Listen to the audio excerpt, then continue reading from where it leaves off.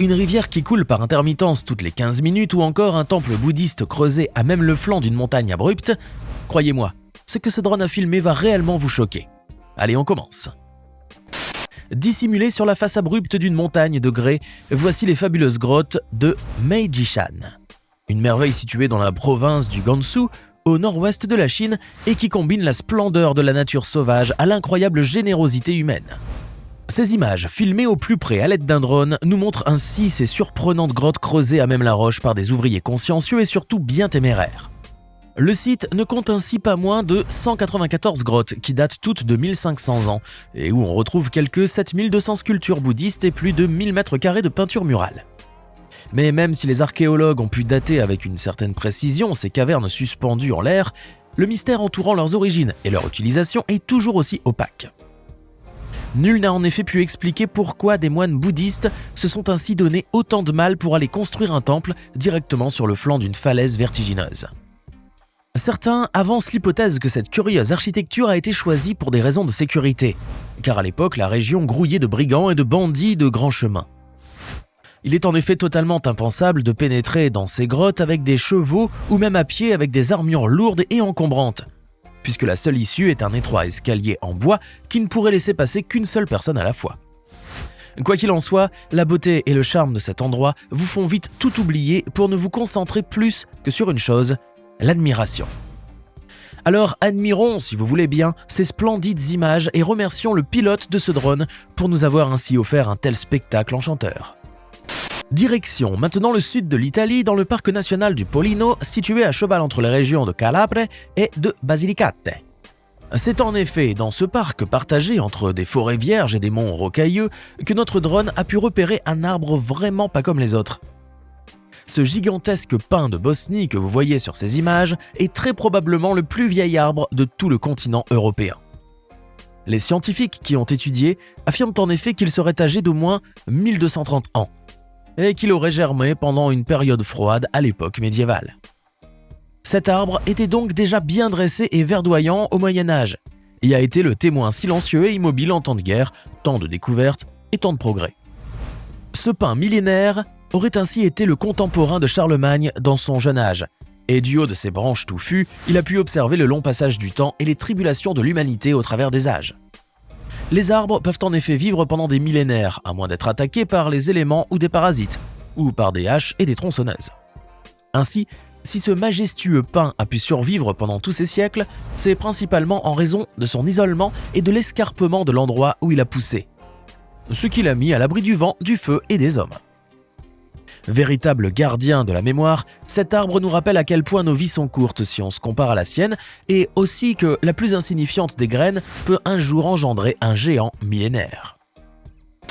N'oubliez pas de cliquer ici pour vous abonner si vous aimez cette vidéo et d'activer la petite cloche de notification histoire de ne plus rater aucune de nos vidéos. Allez, on continue. Voici maintenant une séquence à couper le souffle qui nous vient directement du Swift Creek Canyon dans l'ouest du Wyoming, un des endroits les plus curieux de la planète. Ces rivières capturées par un drone nous montrent l'incroyable particularité de cette petite rivière qui coule littéralement par intermittence. Ce petit ruisseau est en effet actionné toutes les 15 minutes, alternant ainsi entre une phase de ruissellement et une phase d'assèchement. Vous n'en croirez pas vos yeux, mais c'est pourtant bien vrai, et si vous vous tenez devant cette curiosité géologique pendant au moins un quart d'heure, vous verrez le phénomène en direct. C'est exactement comme si cette rivière avait un interrupteur on-off qui serait branché à une minuterie extrêmement précise, et qui serait actionné automatiquement toutes les 15 minutes. Mais il n'en est rien, bien évidemment, puisque ce formidable phénomène est en fait dû à une remarquable hydrologie, qui est d'ailleurs très bien expliquée par le panneau qui borde le site.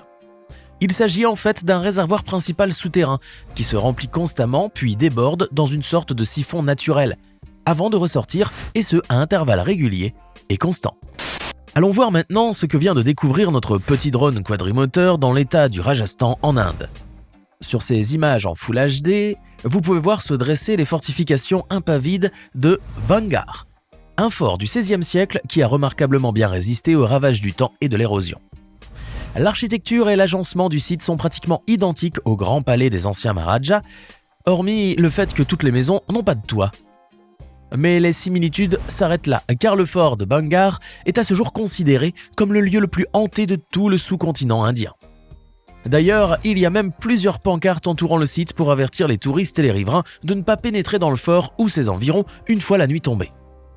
Il se raconte ainsi que plusieurs personnes ont déjà perdu la vie en se hasardant à l'intérieur du fort, juste avant l'aube ou peu après le crépuscule. Le fort serait donc habité par des présences ectoplasmiques ou démoniaques qui chercheraient à nuire à quiconque s'aventurerait à l'intérieur. Cette activité paranormale n'est peut-être qu'un ramassis de stupides superstitions, mais toujours est-il que la légende entourant le fort de Bangar est pour le moins sinistre. Les lieux auraient en effet été maudits à jamais par un prêtre trahi et assassiné, entraînant ainsi une terrible malédiction qui aurait perduré à travers les âges.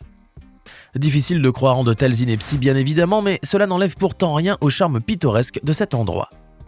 Et on poursuit avec cette fascinante séquence qui nous emmène cette fois sur les montagnes glaciales de Norvège, un endroit qui était jadis le territoire des vaillants vikings scandinaves.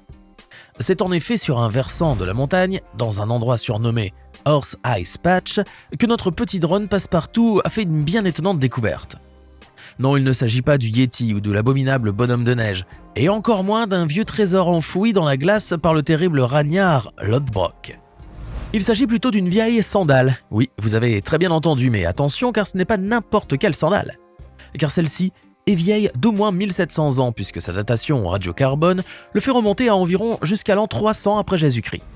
Cette sandale appartenait sans doute à un voyageur qui empruntait une ancienne route de montagne, mais vu son état très usé, on pense que ce dernier s'en serait tout bonnement volontairement débarrassé. Le cuir de la sandale est encore en bon état, mais il lui manque ainsi quelques éléments qui étaient probablement cousus avec du tissu épais ou même de la fourrure. Des matières qui n'auraient pas pu être aussi bien préservées. Cette curieuse découverte a néanmoins permis aux chercheurs et autres archéologues norvégiens de mieux comprendre cette époque de l'histoire scandinave qui demeure encore très peu connue. Alors si jamais il vous arrive de perdre une sandale à la mer ou au camping, ne soyez pas trop mécontents car il se pourrait bien que votre sandale soit étudiée dans 1500 ans par des archéologues. Veuillez boucler vos ceintures car on embarque maintenant pour la Turquie, direction le district d'Ergani au sud-est de Diyarbakır, plus précisément. C'est en effet sur la colline de Kayunu qu'ont été découvertes 5 tombes datant de l'âge du bronze, dont l'importance historique et archéologique est immense. Car c'est sur cette même colline que furent découverts par le passé des vestiges et des artefacts allant de 7500 avant Jésus-Christ à 5500 avant Jésus-Christ. Les fouilles dans la région ont même pu mettre à jour des ruines estimées à environ 12 000 ans, ainsi que des preuves significatives des débuts des pratiques agricoles et de la période néolithique. Il semblerait donc que la région ait littéralement été le berceau de l'agriculture et que des hommes cultivaient ici pour la toute première fois de l'histoire de l'humanité du blé, des pois chiches et des lentilles. Les 5 tombes qui viennent donc d'être exhumées vont pouvoir apporter des informations capitales pour mieux connaître la fabuleuse histoire de cette région du monde qui cache encore une myriade d'insondables secrets. Retournons maintenant dans les montagnes glaciales de Norvège pour une toute autre découverte sensationnelle et qui concerne cette fois non pas une vulgaire sandale mais un artefact infiniment plus sublime et précieux. C'est en effet à quelques 1640 mètres au-dessus du niveau de la mer, enfoui au sommet d'une montagne de roches et de glace, que gisait une splendide épée de viking remarquablement bien conservée. Selon les archéologues qui l'ont étudiée, l'épée aurait plus de 1100 ans, puisque sa datation au carbone 14 a permis de la situer à la période comprise entre 850 et 950 après Jésus-Christ. Cette terrible arme, qui a dû faire couler énormément de sang, appartenait à un guerrier viking qui se serait perdu dans le blizzard et qui serait mort au sommet de cette montagne. Cette hypothèse est la plus probable, puisqu'il est communément admis qu'aucun viking ne se serait séparé de son épée, qui était considérée comme le bien le plus précieux. L'épée serait donc restée là pendant des siècles, ses parties en cuir et en bois se décomposant lentement, mais l'acier résistant au temps et aux intempéries. Ce serait d'ailleurs la très haute qualité de l'acier forgé jadis par les maîtres forgerons vikings qui aurait permis à cette superbe épée de pouvoir ainsi traverser les âges sans se détériorer irrémédiablement. En effet, il suffirait juste d'appliquer un petit peu d'huile anti-rouille sur cette dernière et de frotter un peu avec une brosse métallique pour voir cette épée briller de sa splendeur d'antan. Place maintenant à une séquence totalement ahurissante qui nous vient tout droit de Sicile en Italie. Et non, il ne s'agit pas de la mafia sicilienne ou de la Cosa Nostra dont il s'agit, bien qu'en Sicile, toute chose est liée de près ou de loin à la pègre. Non, car il s'agit plutôt d'une découverte fascinante à tous les niveaux, puisqu'on vient juste de découvrir une authentique piscine naturelle profondément enfouie sous les monts Ibléens. Cette formidable masse souterraine, qui contiendrait un peu moins de 7 km3 d'eau cristalline et limpide, se serait infiltrée dans le sous-sol il y a de cela quelques 6 millions d'années environ. Cette nappe phréatique particulièrement pure serait située à une profondeur estimée entre 700 et 2500 mètres, ce qui rendrait son exploitation extrêmement ardue. Car avec les différentes crises de sécheresse qui se sont abattues sur le sud de l'Italie, et principalement dans la région sicilienne, les autorités sont prêtes aujourd'hui à forer dans le sous-sol pour extraire l'eau des sources souterraines. L'Empire du Milieu sera notre prochaine destination pour une séquence absolument époustouflante et qui donne sérieusement le vertige. Nous voici donc devant les fabuleuses grottes de Guyaggiu, considérées comme une merveille de l'architecture troglodyte, mais surtout aussi une véritable énigme archéologique. Situé à environ 90 km nord-ouest de Pékin, le site est constitué d'un réseau complexe de 350 chambres, directement creusées dans la paroi rocheuse, à travers un système alambiqué de 117 grottes. Les maisons ont été façonnées à même la roche avec une ingéniosité et une efficacité remarquables, d'autant plus que des piliers et des galeries ont été habilement construites pour l'embellissement mais également pour des questions pratiques. Mais si la splendeur de ce monument d'architecture troglodyte attire tellement les archéologues, c'est surtout l'énigme derrière ses origines et ceux de ses constructeurs qui les fascinent réellement.